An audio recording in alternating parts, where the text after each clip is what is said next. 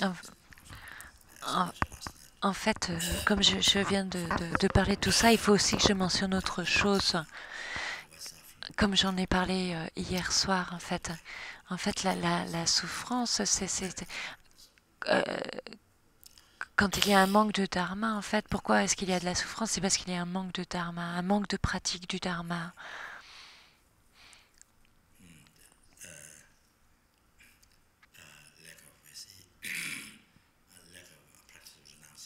C'est un manque de la pratique du renoncement, c'est un manque de la pratique de la bodhicitta, un manque de la pratique de la vue juste, un manque de la, c'est un manque de toutes ces choses.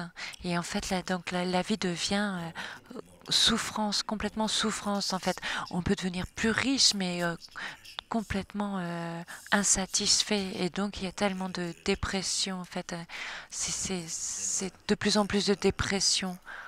Et donc ensuite on peut tomber dans l'alcool et voilà, il y a plus de solution. Donc et en fait, s'il n'y a pas de pratique du dharma, il n'y a pas de nourriture pour l'esprit, il n'y a pas de et il n'y a pas de dharma, pas de méditation, il n'y a pas de médicaments pour l'esprit en fait. Et c'est aussi comme je l'ai mentionné la nuit dernière, quand on vit une vie laïque, j'ai mentionné en fait que la compassion était très importante. Et que c'était le principal refuge, le principal objet de refuge. Et en fait, la compassion, mais également aussi la sagesse, la sagesse du dharma. On doit comprendre, mais en fait, parce qu'on a la sagesse, mais en fait, ce qui aide dans la vie, c'est la sagesse du dharma, pas juste n'importe quel genre de sagesse. Parce qu'on peut avoir une mauvaise compréhension de ce qu'est la sagesse. Donc c'est vraiment ce qui est important, c'est la sagesse du dharma, savoir ce qui est juste, ce qui est utile, ce qui va être bénéfique aux autres, de le savoir ça de manière correcte.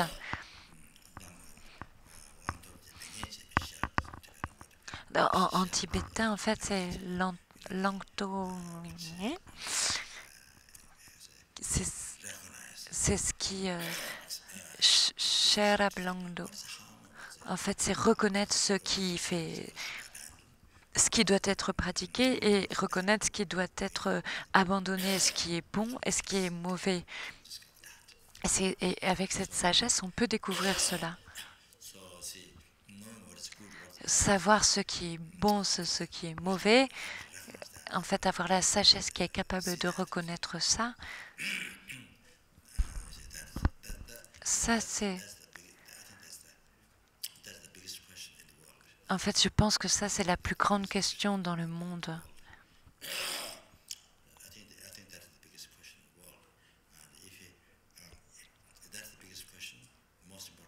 C'est la question la plus importante dans le monde.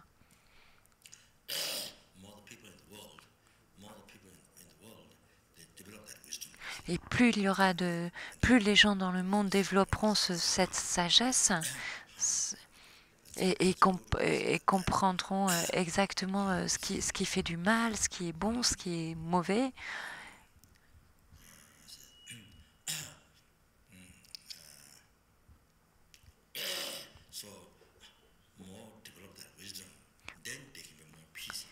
En fait, plus les gens développeront ceci, plus il y aura de paix dans le monde, plus il y aura d'éducation dans ce sens-là.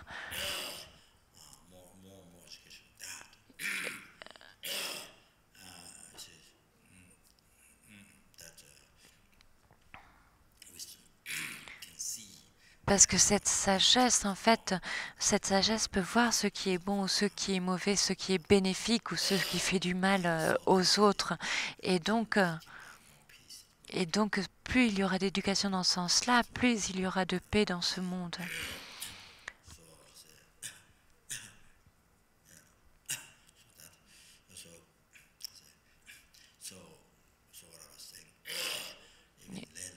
Et donc, ce que je disais hier, c'est que, en fait, même dans une vie laïque, d'avoir plus de compassion, de pratiquer plus. Alors, à partir de la compassion, le bonheur arrive. et, et il y a plus de bonheur dans la vie. Et ça, c'est de bonheur jusqu'à l'éveil, hein, y compris y compris le plus haut bonheur, en fait, le bonheur de l'éveil. Et donc, tout, tout est inclus, en fait, comme tout le reste vient comme un effet secondaire, même, même le bonheur de tous les jours. Et donc, il y a plus de paix, plus de bonheur, et tout cela vient de la compassion. Et donc, la raison pour laquelle il y a toutes ces souffrances dans le monde, c'est le manque de dharma. C'est le manque de compréhension du dharma. Le fait de ne pas avoir rencontré le dharma, en fait. De ne pas pratiquer le renoncement, la bodhicitta, la vue juste, et sans parler des tantras, et juste l'essence des sutras, juste. Donc, vous pouvez imaginer, en fait, si dans la vie, il y a la compassion, s'il y a la bodhicitta, s'il y a un bon cœur, alors,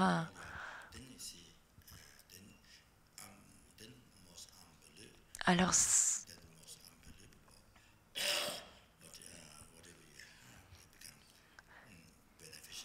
et donc en fait c'est incroyable parce que quoi que ce soit que vous ayez, ça devient bénéfique pour les êtres. Quelqu'un qui pratique le dharma devient vraiment bénéfique pour le Bouddha, le dharma, la sangha, il devient bénéfique pour les enseignements du Bouddha, il devient bénéfique pour tous les êtres. Et vous ne pouvez pas imaginer en fait que tout ce que vous pouvez faire, c'est absolument incroyable en fait tout ce que vous pouvez faire dans le monde. En fait, les enseignements du Bouddha, c'est de là que les êtres reçoivent le bonheur. En fait, pas seulement le bonheur temporaire, mais le bonheur de toutes les vies futures, la libération et jusqu'à l'éveil, en fait. Et tout cela, ça vient de quoi? Ça vient des enseignements du Bouddha.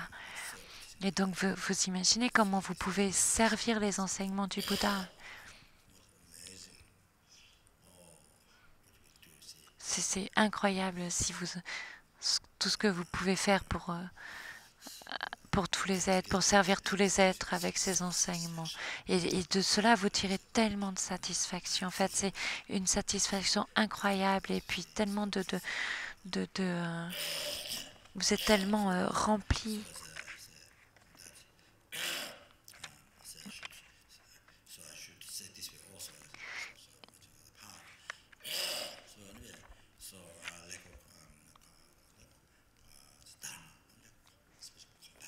Et donc un manque de dharma et spécialement un manque de compassion.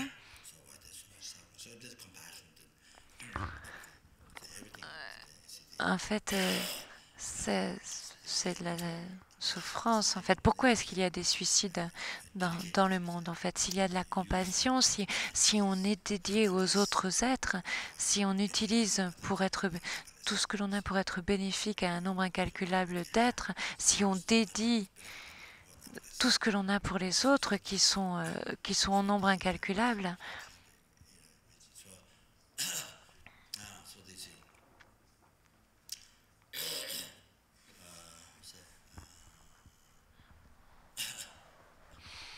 et ça, en fait, cela arrive s'il y a la compassion. À ce moment-là, on peut faire tout cela s'il y a la compassion.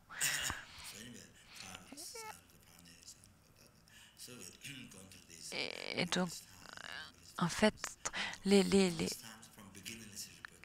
les, de se retrouver, de voir les 5 signes proches de la mort, en fait, on est passé à travers ça un nombre incalculable de fois.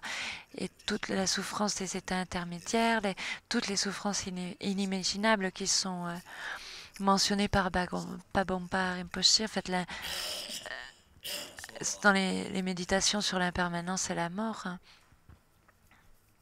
toutes les incroyables peurs, les soucis, etc., les incroyables souffrances, on est passé par là un nombre incalculable de fois.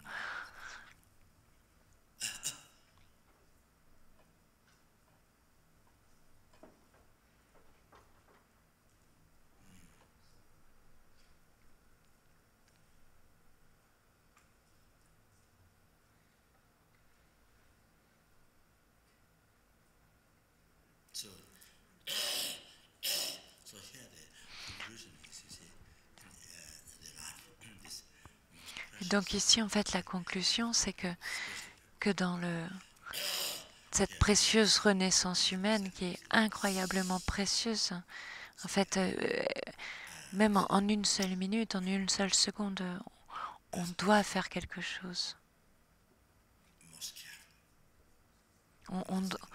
On doit faire vraiment avoir beaucoup d'attention, avoir, on doit porter beaucoup d'attention. On doit être conscient de la joie, on doit être joyeux, heureux, avec toutes ces, en fait, avec toutes ces opportunités incroyables. Ce que l'on peut faire, c'est pratiquer. Et grâce à cela, on développe une joie incroyable et un bonheur incroyable.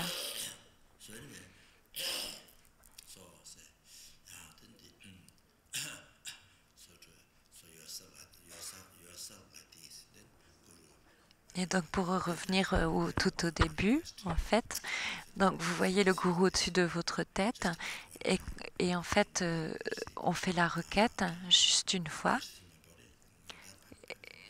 En fait, on fait la requête de recevoir un précieux corps humain. Juste une fois comme ça, en fait, au champ de mérite, on fait cette requête.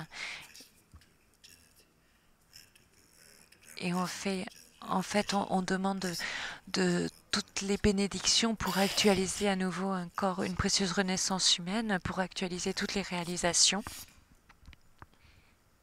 pour générer toutes les qualités. Et donc, en fait, je reviens à cette citation. En fait, Lama Tsongkhapa a demandé à Manjushri quelle est la manière d'atteindre l'éveil le plus rapidement possible.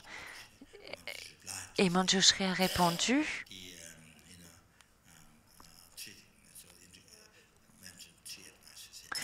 donc Manjushri a répondu, a donné 3 conseils, c'est purifier les obstacles aux réalisations, accumuler des mérites extensifs, et le 3e, c'est en fait de demander, faire la requête en étant concentré en un point, faire la requête au maître de recevoir les bénédictions dans son cœur.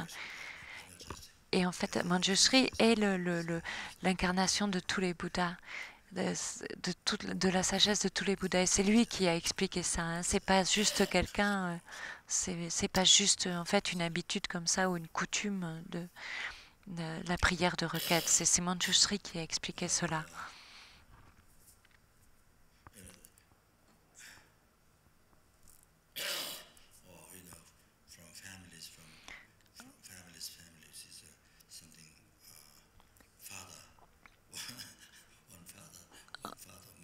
En fait, c'est comme en fait, c'est quoi? En fait, que c'est comme dans une famille. En fait, c'est une coutume familiale. En fait, le père passe ça à ses enfants, et donc ça serait comme. Mais en fait, ça n'aurait pas tellement de raison d'être. Hein.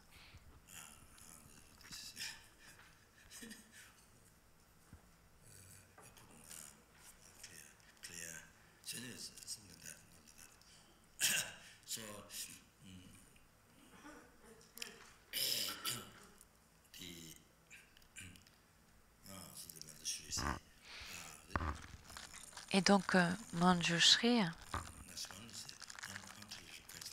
en fait, Manjushri a dit donc de faire la requête à son maître de manière concentrée en un point, de recevoir les bénédictions dans son cœur, d'assouplir son cœur, d'adoucir son cœur, de transformer son esprit en fait, de passer de la vision ordinaire que l'on a de son maître, de transformer cela et de voir son maître comme un Bouddha et de transformer cela complètement en dévotion. Et donc c'est comme ça que l'en fait on actualise la bodhicitta, la vue juste, les 5 étapes les 5 étapes des étapes de complétion, le Dharmakaya, le Rupakaya. En fait, notre esprit devient capable d'actualiser toutes ces voies. Notre esprit devient le Dharmakaya. Et donc, après cela, quand on a actualisé tout cela, on est capable de faire un travail parfait pour tous les êtres, sans une seule erreur, jusqu'à ce que chacun des êtres, jusqu'au dernier, soit amené à l'éveil. Et cela sans aucun effort,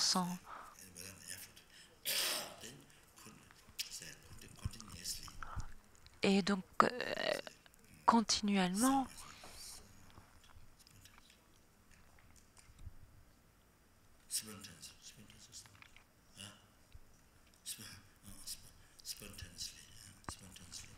et tout cela, on le fait de manière continue, de manière spontanée, sans aucun effort. On amène tous les êtres à l'éveil. En fait, la motivation, elle est déjà là, générée pendant le chemin. Donc tout cela arrive naturellement. On émane, on manifeste un nombre incalculable de formes. En fait, on peut se manifester sous plein de formes différentes pour guider tous les êtres, pour amener tous ces êtres à l'éveil complet. En fait, on ne peut pas imaginer tout ce que l'on peut faire.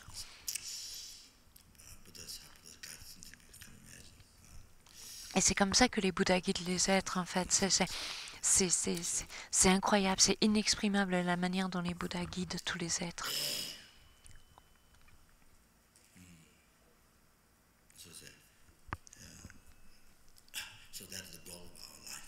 Et ça c'est le but de nos vies.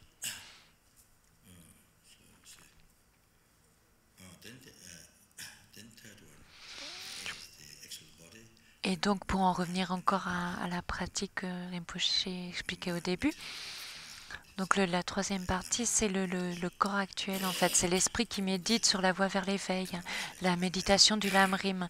Et c'est Manjushri, en fait, qui a expliqué cela. Et quand il a donné la réponse à la Matsongkhapa, dans la pratique du Dorje,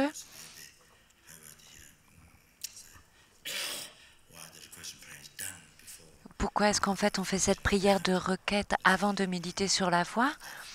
C'est à cause de tout cela.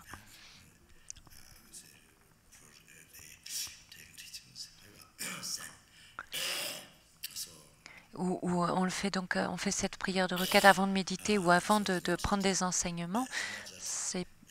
C'est pas juste pour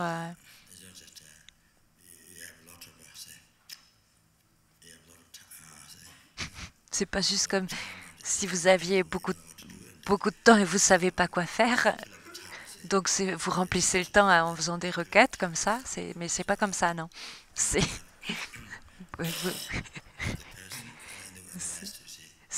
comme en Occident, en fait. C'est quand vous savez. En fait, c'est comme les gens qui sont à la retraite et en fait, vous avez plus de travail et en fait, vous passez votre journée comme ça à tourner dans la maison, vous réparez ci, vous réparez ça, vous occupez des plantes, etc. Et donc, vous remplissez le temps comme ça, en fait, toute la journée. Parce qu'en fait, vous savez pas vraiment quoi faire avec votre journée. En fait, vous savez pas quoi faire, vraiment pas quoi faire avec votre temps. Parce qu'en fait, vous ne travaillez plus et vous savez plus comment vivre votre vie.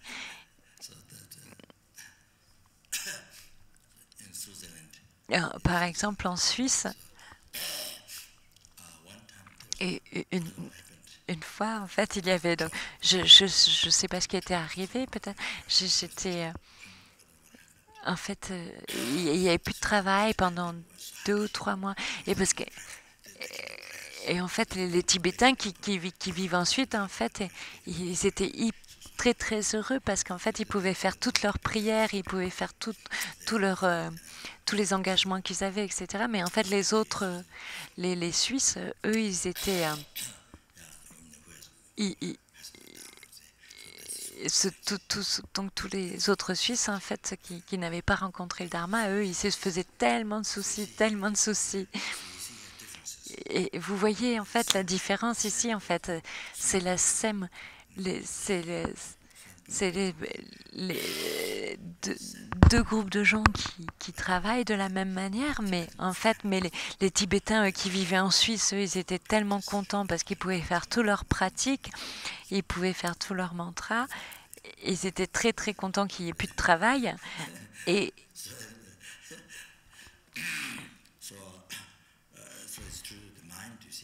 donc, vous voyez, en fait, tout ça vient de l'esprit, en fait, parce que, en fait, pourquoi dans la même situation, il y a deux personnes et il y en a une qui est très heureuse et l'autre qui se fait tellement de soucis, parce que tout ça vient de l'esprit. En fait, d'avoir rencontré le Dharma ou de ne pas avoir rencontré le Dharma, c'est ça qui fait une différence.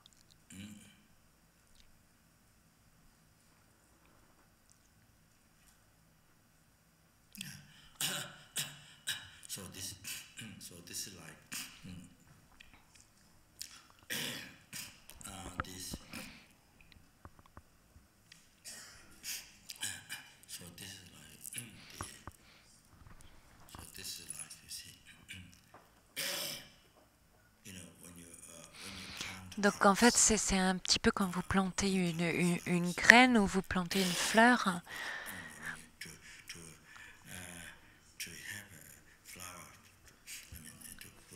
En fait, pour avoir des fleurs, pour planter des choses dans votre jardin ou dans la maison, enfin, vous avez besoin vous,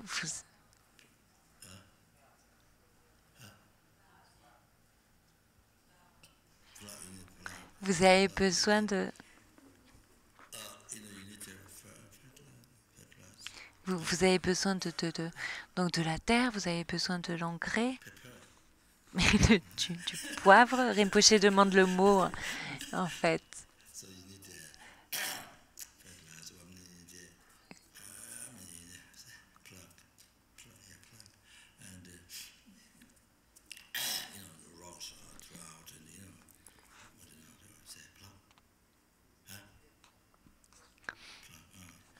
Vous avez besoin de labourer, en fait, de retourner la terre.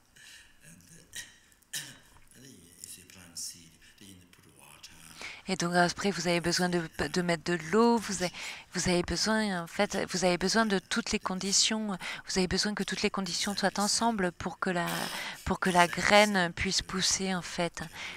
Et en fait, c'est exactement de la même chose, en fait, pour avoir des réalisations dans votre cœur.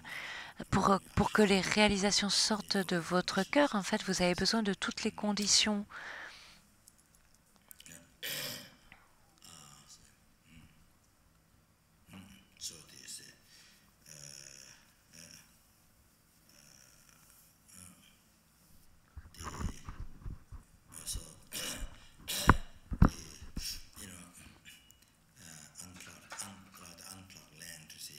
En fait, c'est comme si vous avez une terre qui n'est pas labourée. Quand l'esprit est en colère, quand il est jaloux, quand vous avez un esprit jaloux, en fait, quand votre esprit est comme ça, alors à ce moment-là, les réalisations ne viendront pas. C'est comme une terre qui n'est pas labourée, en fait. Donc vous devez pacifier votre esprit. C'est comme les cultures, en fait. Avant de planter les graines, vous devez labourer. Vous devez adoucir la terre. Et ensuite, vous mettez la graine et ensuite, vous mettez de l'eau. Et là, ici, c'est exactement la même chose, en fait, dans l'esprit.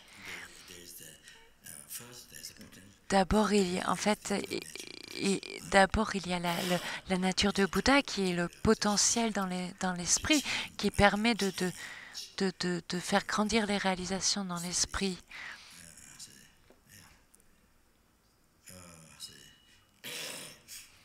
c'est le potentiel de pouvoir faire changer l'esprit, en fait, de pouvoir tourner de l'ignorance, d'aller de l'ignorance vers la sagesse qui réalise la vacuité, de, qui va en fait de l'esprit égoïste vers la bodhicitta, vers le fait de chérir les autres.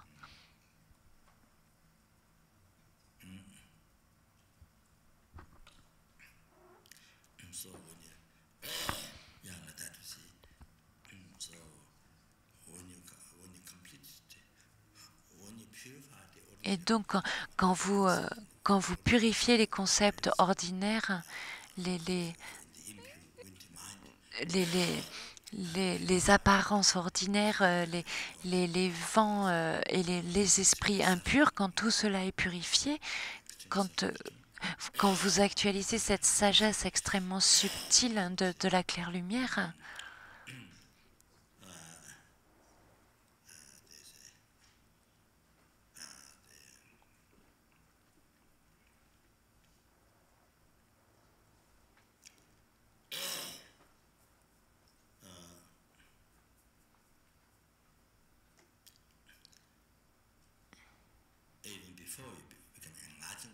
alors même avant que vous ne soyez que vous n'ayez atteint l'éveil,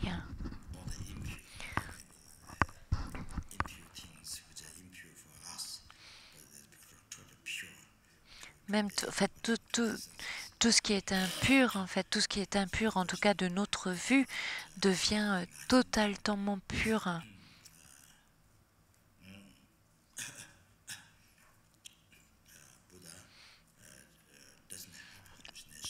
En fait, donc il n'y a pas même plus de questions à se poser par rapport à l'éveil. Par exemple, un Bouddha n'a pas d'hallucination, il n'a pas d'apparence impure.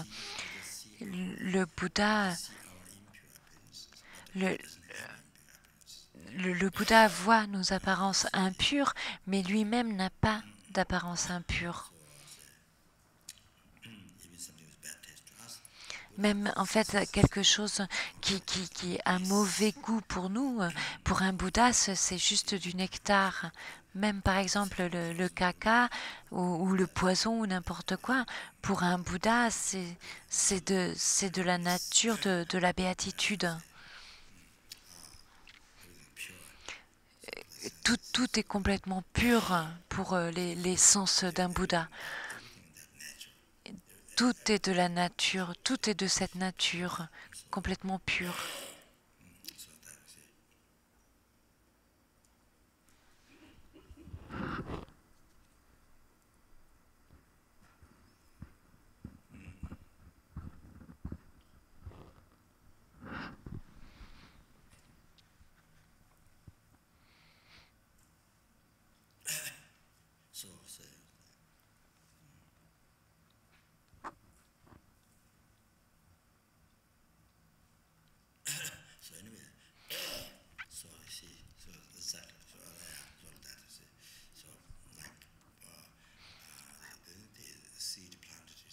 Et donc voilà, c'est comme ça en fait, c'est comme les graines que vous avez plantées, la nature de Bouddha, les empreintes, tout en fait, tout ce qui est, toutes ces graines qui sont là, en faisant des requêtes au gourou, avec en fait avec une dévotion qui est concentrée en un point. Donc voilà, en fait, j'avais commencé par ça et j'ai un petit peu dérivé, mais donc en fait, quand on fait ces requêtes, c'est comme si on mettait de l'eau, comme on arrosait en fait les graines pour qu'elles puissent pousser, pour en fait faire grandir les réalisations.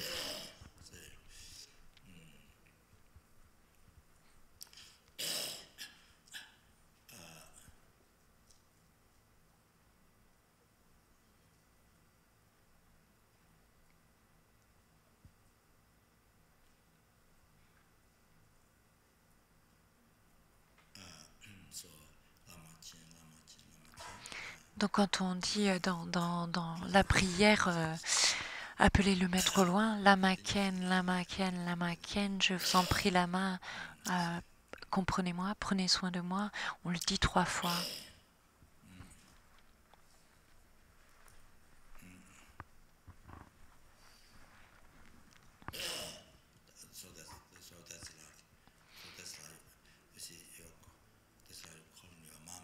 En fait, c'est comme si on appelait notre mère, notre maman. Et maman, maman, fais attention à moi. Et donc, et maman, et maman. Et donc, votre mère, en fait, s'occupe de vous, fait attention à vous.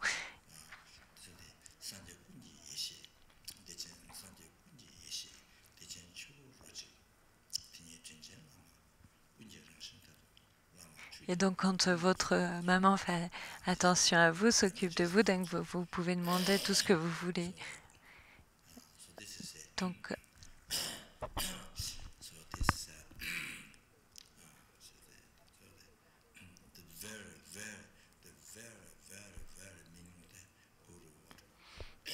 en fait, Rinpoche a parlé en tibétain et que le véritable sens, en fait, quand on pense au maître, au gourou, ce qu'on doit se rappeler dans notre cœur, quand on pense au maître, quand on dit gourou, ce dont on doit se rappeler, ce sur quoi on doit méditer,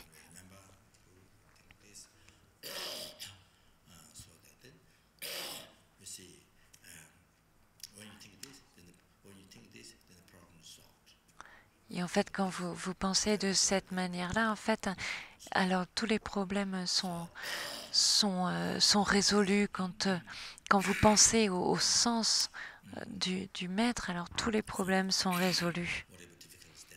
Quelles que soient les difficultés qu'il puisse y avoir, tout est résolu.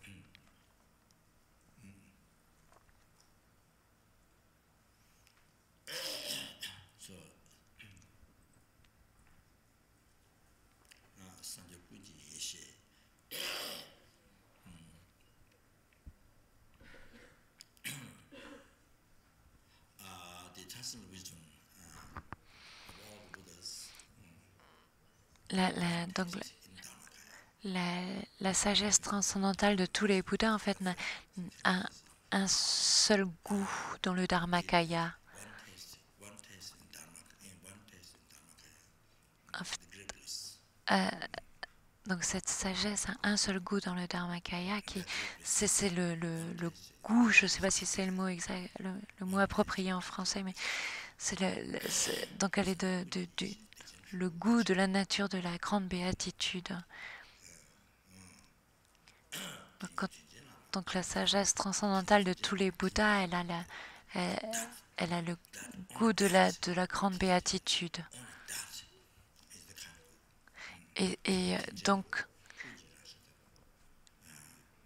Rinpoche cite les versets en tibétain, et donc Teni, c'est seulement, il y a seulement ça qui est de la nature du maître. En fait, ça c'est la nature ultime de tous les Bouddhas. Le maître est de la nature, le maître a la même nature que la nature ultime de tous les Bouddhas. Et donc le maître qui est tellement bon avec nous, il est seulement cela.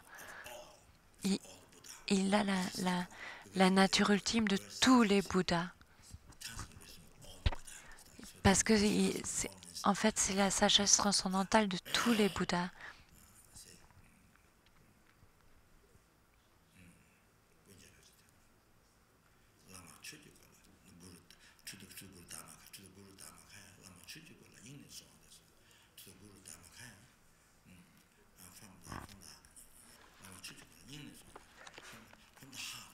Du cœur, en fait, du cœur du gourou qui est le Dharmakaya, du fond de mon cœur, je fais la requête.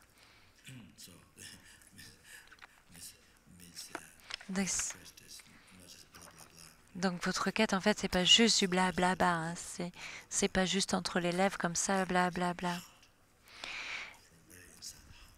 En fait, en français, c'est la sagesse de la grande félicité de tous les Bouddhas, saveur indissociable du Dharmakaya, est en elle-même la nature ultime de tous les maîtres bienveillants. Du fond du cœur, je vous implore, maître qui êtes le Dharmakaya, de toujours prendre soin de moi, sans que nous soyons jamais séparés dans cette vie, les vies suivantes et l'état intermédiaire. Et en fait, donc la requête que l'on fait, c'est demander, je vous en prie, guidez-moi.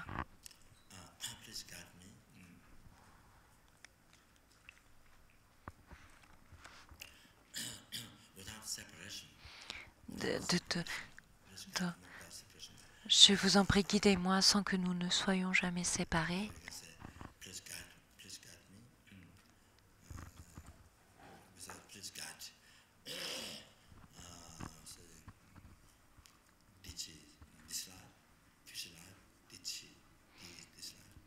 Donc, dans cette vie, dans les vies suivantes et dans l'état intermédiaire. Pas seulement dans la vie future, pas seulement dans la prochaine vie, mais aussi dans les états intermédiaires. Et tout le temps, en fait, pour toujours, à chaque seconde, pour toujours, à chaque seconde. Ça, c'est le sens de Kuntu. Sans que nous soyons jamais séparés. En tibétain, en fait, en tibétain, me guider, enfin, c'est Jesu, guider, Jesu. Et donc, en fait, ça, c'est le sens de guider. On fait la requête au maître de prendre soin de nous, de s'occuper de nous dans cette vie, dans la vie suivante, dans l'état intermédiaire, dans toutes les vies futures, à chaque seconde et pour toujours, jusqu'à ce qu'on ait atteint l'éveil. Et surtout, la chose principale, c'est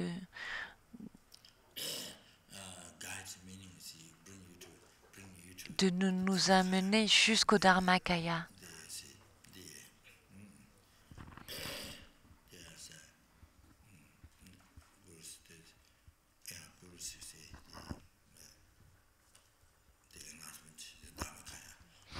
De nous amener jusqu'à l'éveil, en fait, jusqu'à l'état d'éveil du maître, le Dharmakaya. En fait, on fait vraiment la requête du fond du cœur de amenez-moi là, amène-moi là.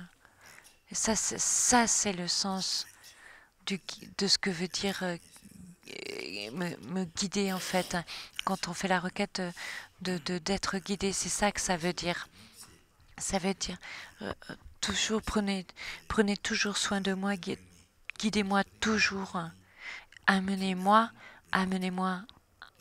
à travers tout cela jusqu'à l'éveil, jusqu'au Dharmakaya. Donc ça veut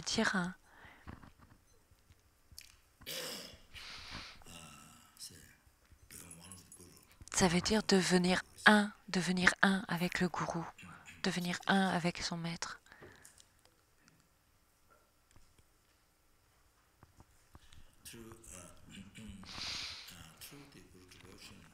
À travers la dévotion au maître, en ayant la dévotion au maître, en ayant cette réalisation et en le voyant comme un Bouddha, en ayant la réalisation de le voir comme un Bouddha, alors à partir de ce moment-là,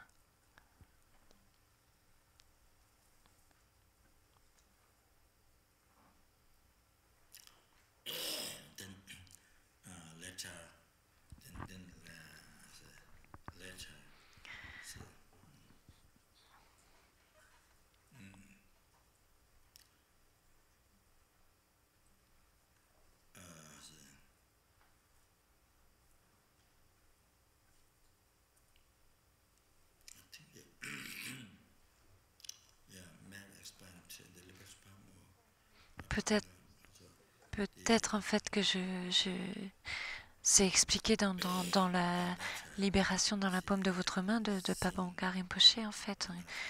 En fait, plus tard, quand on voit le Nirmanakaya, la forme du Nirmanakaya, que l'on voit la forme du Sambhogakaya.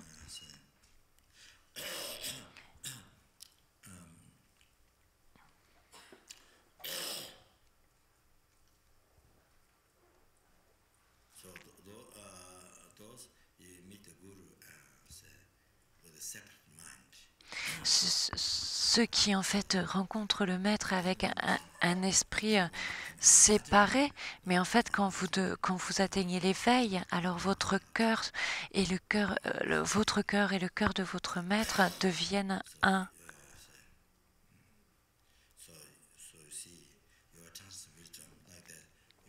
Et en fait, votre sagesse transcendantale devient du même goût, ça devient la même chose dans le Dharmakaya que le maître absolu. Ça a un seul goût. En fait, le maître absolu, la grande béatitude du Dharmakaya, en fait, la sagesse transcendantale a le même goût et de la même nature que cela. Et donc avec cela, en fait, à ce moment-là, vous rencontrez le maître mentalement, vous rencontrez le maître.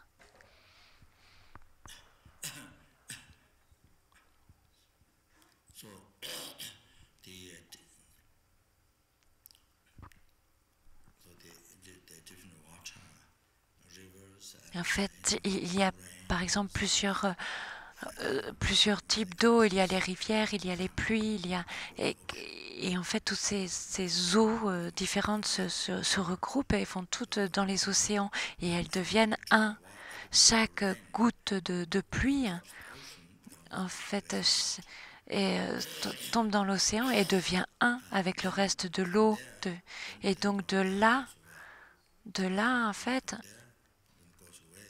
ça repart.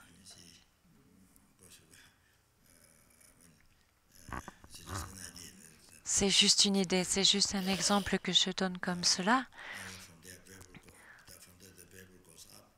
Et en fait, à partir de là, de l'océan, il y a l'eau, je ne connais pas les termes scientifiques, en fait l'eau repart dans l'air, ça devient une vapeur, ça se forme des nuages, et en ce moment-là, il pleut, et l'eau retombe,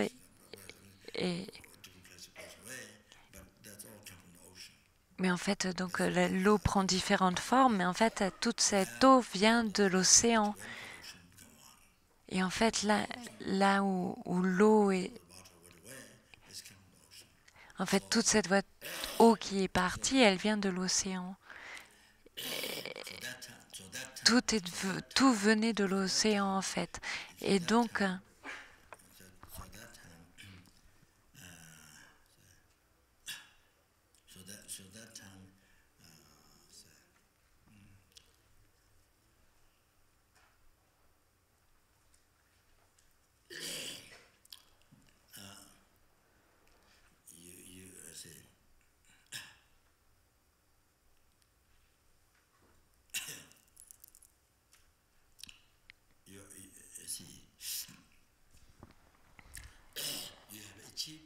Et donc là, vous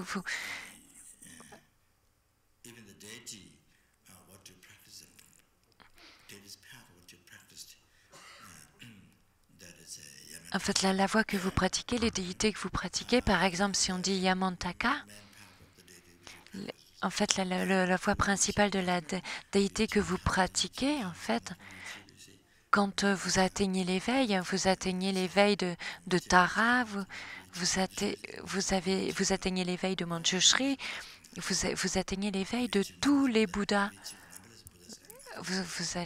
Vous actualisez l'éveil de tous les Bouddhas, vous atteignez cet l'éveil qui est l'éveil de tous les Bouddhas. Et quand vous devenez le gourou, en fait, vous devenez tous les Bouddhas. Et, quel que soit en fait le nombre de Bouddhas qu'il y a là, vous devenez tous ces Bouddhas.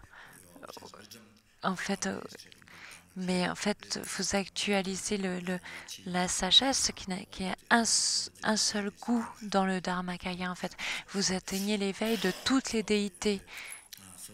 Et votre sagesse transcendantale a un seul goût dans le Dharmakaya. En fait, vous êtes un, vous n'êtes qu'un avec le nombre incalculable de tous les Bouddhas. Vous n'êtes qu'un avec Tara, vous ne faites qu'un avec Heruka, vous ne faites qu'un avec, avec le Bouddha Amitabha. C'est comme ça.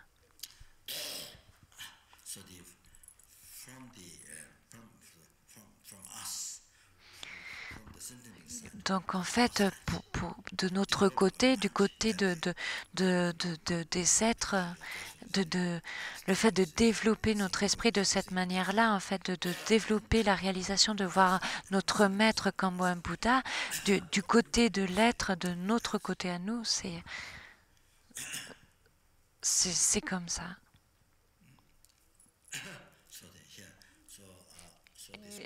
Donc en fait, pour en revenir à la pratique du début, quand on visualise le maître, notre gourou au-dessus de notre tête, ça c'est l'essence en fait. Les vers que j'ai mentionnés, les versets que j'ai mentionnés, c'est ça l'essence.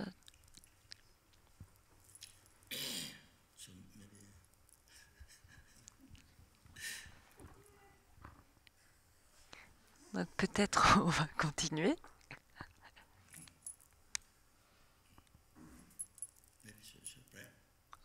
On fait une petite pause. Une petite pause. On va aller aux toilettes.